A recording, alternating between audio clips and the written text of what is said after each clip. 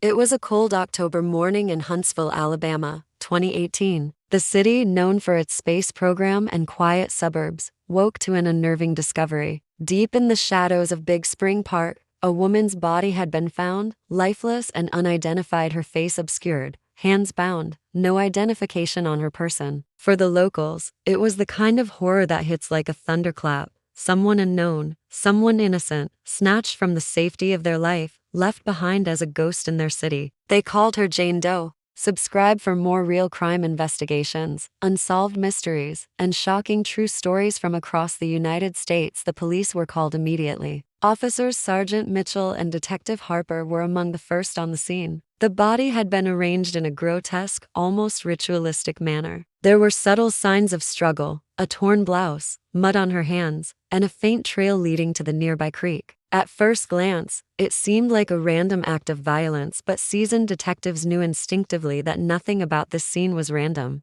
The first twist came in the evidence. On a nearby bench, a single red scarf had been carefully draped. Atop it, a folded piece of paper was found, with what appeared to be cryptic numbers written in pencil: 12-7-45-3-16-9. Harper recognized the style immediately. It resembled codes used in the past by organized criminals to mark their victims, but no such records existed in Huntsville's files. The message, the detectives would learn, was a breadcrumb left intentionally not to mislead the authorities, but to taunt them. Over the next week, investigators traced Jane Doe's last movements. Surveillance footage from a nearby convenience store showed her buying a soda, glancing nervously over her shoulder. She was alone, yet clearly aware she was being followed. Witnesses reported seeing a dark van with tinted windows parked nearby, but no license plate could be recorded. The city felt its first tremor of fear. Someone was watching, and they were smart. Then came the second twist. A week after the discovery, another body was found. Also female, also in the outskirts of Huntsville. But this time the killer had left a faint signature, a small silver locket placed delicately beside her. Inside, a picture of a smiling teenage girl, the engraving unreadable. Police began to suspect a serial offender, someone meticulous, deliberate, and careful. Each crime scene was a message, each victim a warning. Detective Harper began re-examining old unsolved cases. She found chilling connections: missing women from 5 years prior, cold cases with no suspects, all within a 50-mile radius. Every victim had vanished near parks, trails, or industrial zones. There was no clear pattern, yet a faint, chilling signature began to emerge. The perpetrator selected his victims from overlooked corners of Huntsville, places where no one would immediately notice a missing person. The third twist arrived when forensic analysis returned. Hair fibers from Jane Doe did not match any database, but an overlooked clue on her sleeve revealed a faint scent, a mixture of industrial grease and perfume.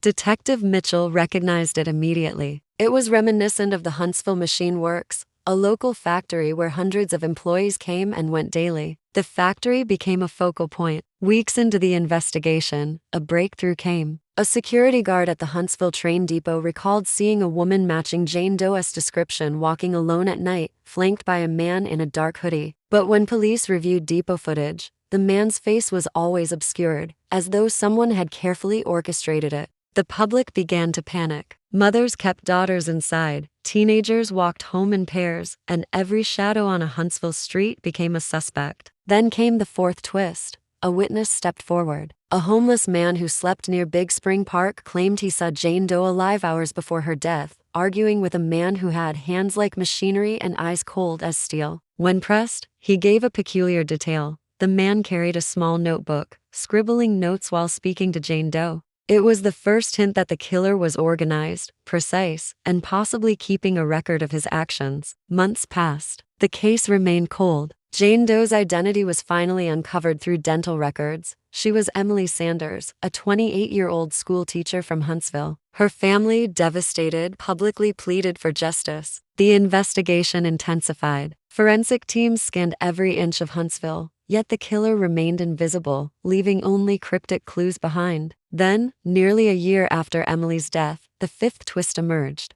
A pawn shop employee in downtown Huntsville noticed a unique notebook brought in for appraisal. Its pages were filled with meticulous sketches of parks, trails, and women resembling previous victims, including Emily. It also contained dates and cryptic codes matching the numbers on Jane Doe's first scene. Police traced the notebook to a local courier company, cross-referencing delivery logs with the suspects they had under surveillance. Finally, on a rainy October evening, a man named Victor Langston, a respected mechanic in Huntsville, was apprehended. A quiet man often seen helping neighbors with car repairs, he had no criminal record. But evidence from the notebook, hair samples, fiber analysis, and eyewitness accounts left no doubt. Victor Langston had meticulously orchestrated the disappearances. When police approached Victor's home, his parents and wife were visibly shocked. Neighbors described him as a devoted father and caring son. His family could not reconcile the loving man they knew with the monster the evidence revealed. Inside the home, photographs of family vacations, birthday celebrations, and school recitals hung alongside ordinary living spaces, a stark contrast to the sinister life Victor had secretly led. His family's disbelief and horror were palpable. They had unknowingly lived alongside a man capable of cold-blooded murder. Police never uncovered a verbal confession. When interrogated, Victor refused to speak. He sat in the interview room like a statue, expressionless, eyes cold, lips sealed. He offered no explanation, no plea, no hint of remorse, just an unbroken wall of silence. Yet the evidence against him was overwhelming. His notebook contained precise stalking details, the women's daily routines, preferred walking paths, and even moments of vulnerability he intended to exploit. Analysts determined he selected victims who were young, independent, and often alone, those who would appear the least likely to be missed immediately, yet whose disappearance would rattle the community most. For Victor,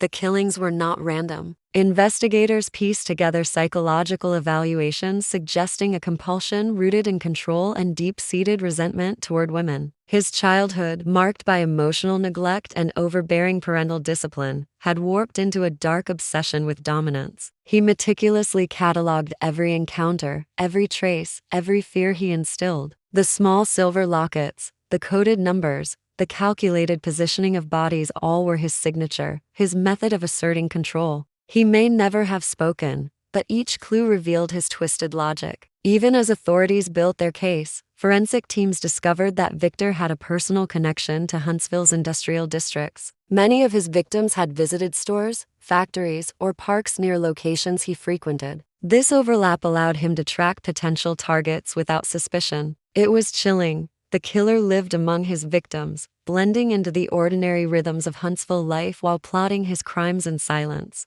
Despite his refusal to speak, the community finally saw justice inch closer. He was convicted on multiple counts based entirely on evidence: the notebook, DNA, fibers, surveillance, and eyewitness testimonies. His silence remained unbroken throughout the trial, leaving a haunting echo in the courtroom. A man whose words could never explain the horror, whose motives could only be inferred from the chilling trace of his deeds. The case of Emily Sanders serves as a reminder: evil often hides behind ordinary faces, and even in the heart of familiar towns, danger can lurk unseen. The notebook, the cryptic numbers, the hidden trails, all point to one thing: justice can take time, and sometimes the most ordinary towns conceal the darkest secrets.